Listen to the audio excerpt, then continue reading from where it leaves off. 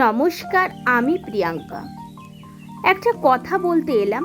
আজকাল অনেককেই বলতে শুনি বাহ্যিক সৌন্দর্য আসল সৌন্দর্য নয়, আসল সৌন্দর্য তো মনের সৌন্দর্য।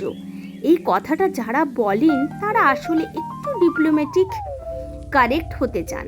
বাহ্যিক সৌন্দর্যের অবশ্যই গুরুত্ব আছে, অবশ্যই মূল্য আছে। বাহ্যিক সৌন্দর্য বলতে কোন সৌন্দর্যকে বোঝায়?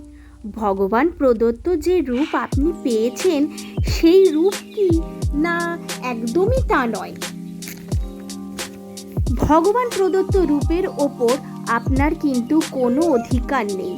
যদি না ছুরি কাঁচি চালিয়ে পরিবর্তন করেন সেটা আলাদা বিষয়, কিন্তু বাহ্যিক সৌন্দর্যের মধ্যে আসে আপনার চাল চলন, পোশাক আশাক, মানুষের সাথে কথা বলার ধরন, আপনি মানুষের সঙ্গে কেমন ব্যবহার করছেন, সেটা হচ্ছে আপনার বাহ্যিক সৌন্দর্য।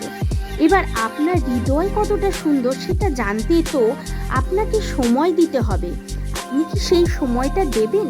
তাই আপনার বাহ্যিক সৌন্দর্য দিয়েই বিবেচনা করতে হয়। বিভিন্ন পরিস্থিতিতে তাকে বিচার করতে হলে তার সাথে আমাকে সময় কাটাতে হবে, তার মন বুঝতে হবে। সেই সব যেহেতু সময় এখন মানুষের মধ্যে নেই, তাই আমরা বাইরের বাহ্যিক সৌন্দর্য দিয়েই বিবেচনা করি যে সে মানুষটা কেমন, সে মানুষটা কতটা সুন্দর, তার মনটা কতটা সুন্দর। তাই আজ এই কথাটা বললাম সবার ক্ষেত্রে। আমার মনে হয়েছিল যে মানুষের বাহ্যিক সৌন্দর্যতা দিয়েই এখন বিচার করা হয় মানুষের মনের থেকে।